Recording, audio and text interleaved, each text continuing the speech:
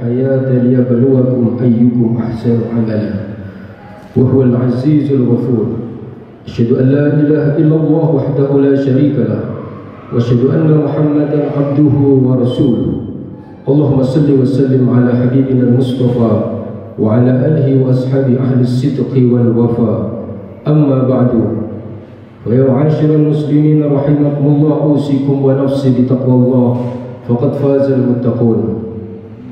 قال تعالى في كتابه العزيز: أعوذ بالله من الشيطان الرجيم، بسم الله الرحمن الرحيم، يا أيها الذين آمنوا اتقوا الله حق تقاته ولا تموتن إلا وأنتم مسلمون.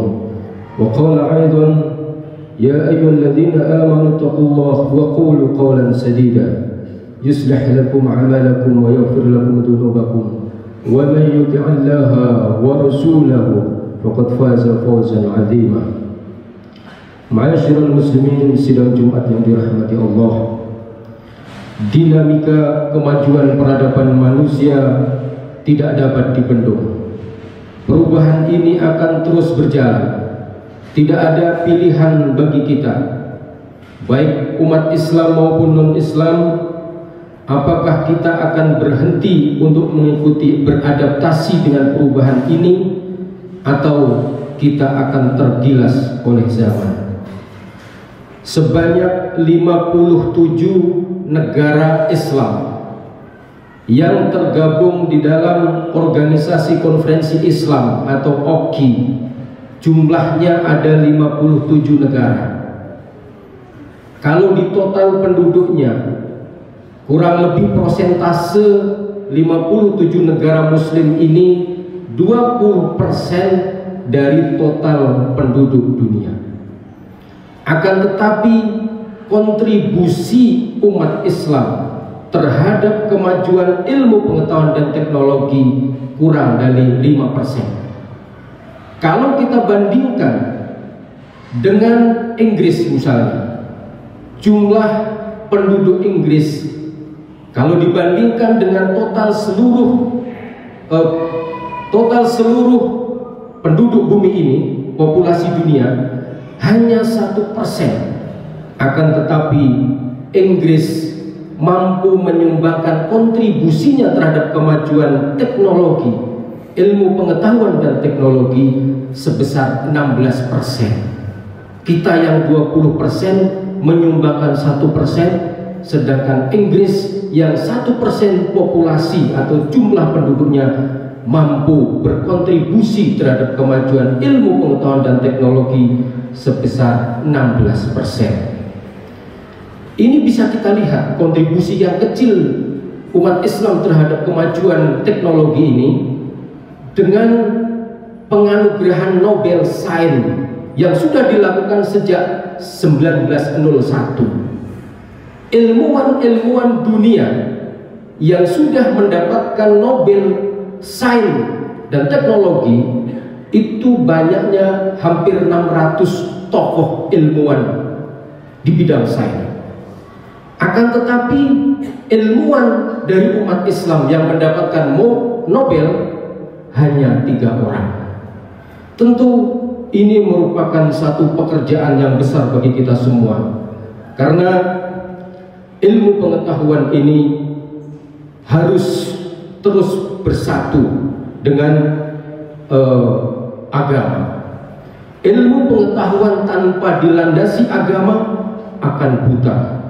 Sebagaimana yang dikatakan oleh Albert Einstein, beliau mengatakan bahwa science without religion is blind and religion without science is blind. Ilmu pengetahuan tanpa dilandasi agama akan buta, dan agama tanpa dilandasi ilmu pengetahuan akan menjadi lumpuh. Ini bisa kita saksikan hari ini, betapa mundurnya kita, betapa terbelakangnya umat Islam. Hampir semua negara-negara Islam yang ada di Timur Tengah kita saksikan, semua mengalami kemunduran, baik terjadi karena ambisi pemimpinnya maupun karena kasus atau konflik politik terjadi misalnya di Irak dulu tahun 80-an 79 terjadi perang antara Iran dan Irak. Lalu tahun 88 Irak menyerang Kuwait. Lalu tahun 2013 2011 Saddam Hussein ditangkap kemudian dihukum mati. Lalu tahun 2013 juga pecah perang. Terjadi perang di Suriah, di mana di situ kelompok-kelompok Islam dengan pemerintah harus saling menyerang, dan yang menjadi korban adalah rakyat sipil yang tidak berdosa. Ini semua adalah keterbelakangan kita dari segi pendidikan, dari segi kemampuan kita untuk bisa mengadaptasikan antara ilmu pengetahuan dengan agama. Sejak tahun 2011 dunia telah memasuki era revolusi industri 4.0. Ini adalah era revolusi industri yang keempat, di mana ada 5 pilar. Jadi kita sudah masuk pada era revolusi industri yang keempat ini, yang ditandai dengan 5 pilar. Yang pertama adalah Internet of Things. Manusia sudah tidak bisa lepas lagi dengan kuota internet. Kita semua sudah disatukan biwasilatil internet, dengan wasilah dihubungkan dengan internet. Lalu yang kedua, big data. Big data, bahwa yang ke depan ini bisnis yang akan menjanjikan adalah menjual data. Kemampuan kita untuk berinovasi menjual data, karena nanti akan ada file-file, dokumen-dokumen besar secara digital yang harus disimpan, dan itu menjadi bisnis yang sangat menjanjikan. Lalu yang ketiga, artificial intelligence. Ini juga ke depan bagaimana kecerdasan manusia akan diaplikasikan pada robot, dan itu nanti efeknya adalah pekerjaan-pekerjaan yang selama ini dilakukan manusia akan diambil alih oleh robot. Lalu di mana posisi manusia? Di mana ketika kita harus diganti posisi kita dengan robot? Lalu yang keempat, ada namanya cloud computing, dan yang terakhir adalah additive manufacturing.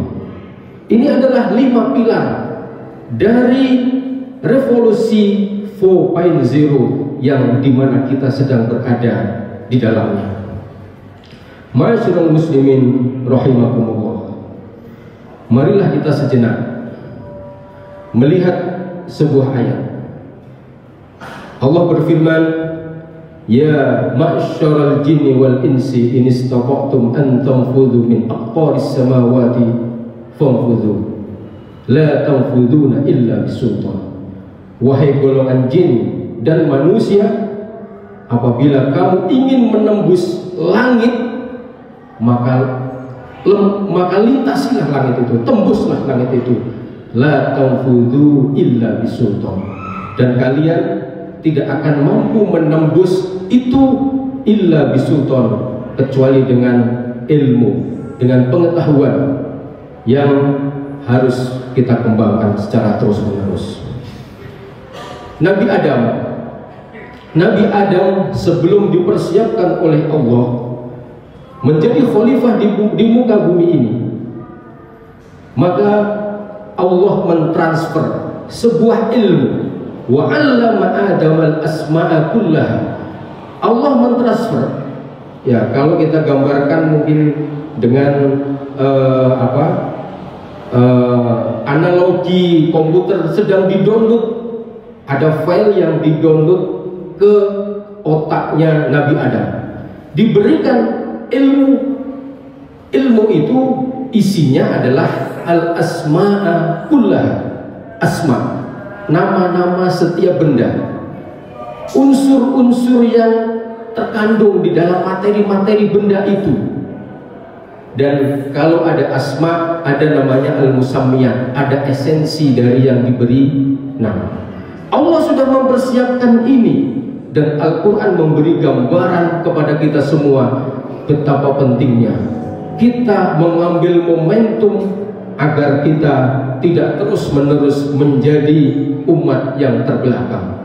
Dulu pada abad ke-8 Masehi, di zaman Khalifah Abbasiyah, ada namanya Khalifah Harun al-Rasyid, umat Islam itu memiliki ribuan ilmuwan, ribuan tokoh-tokoh yang hebat, yang mereka mampu berkreasi, berinovasi, mengembangkan ilmu. Bahkan rumus-rumus yang ditulis oleh para ulama ilmuwan Islam pada saat itu hingga saat ini menjadi dasar dari pengembangan ilmu dan teknologi modern. Karena itu kita harus menyadari bahwa tanpa kita mengembangkan teknologi, tanpa ilmu pengetahuan, maka akan semakin sulit kita untuk beradaptasi dengan zaman ini. Ini adalah sesuatu yang tidak bisa lagi ditawar. Apabila kita berhenti untuk tidak beradaptasi, maka kita akan tergilas. Kita akan semakin jauh tertinggal dari agama. Kita akan tertinggal jauh dari kehidupan dunia ini. Ma'asyiral muslimin rahimakumullah, ilmu pengetahuan memang tidak boleh lepas dari agama.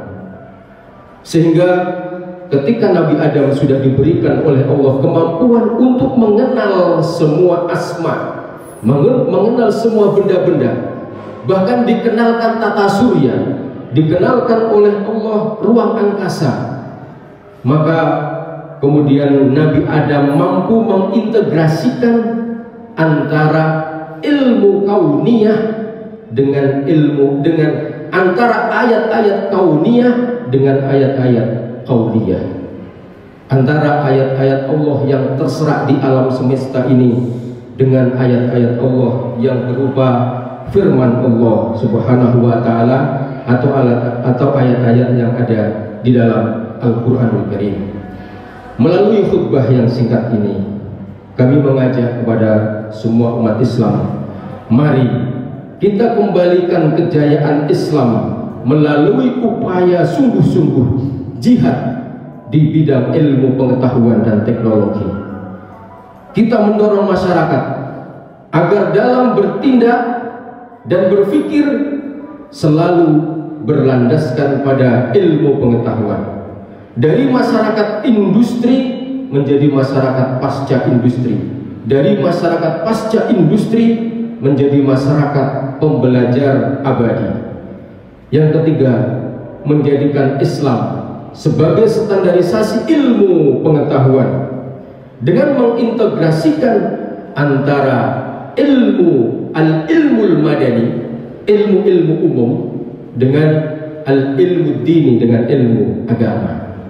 Yang keempat, kita mengembalikan kembali landasan kebenaran teknologi berdasarkan nilai-nilai tauhid, sehingga ketika kita mampu untuk mengembangkan teknologi ini, diikuti juga dengan kemampuan dan penguatan kita terhadap tauhid rububiyah.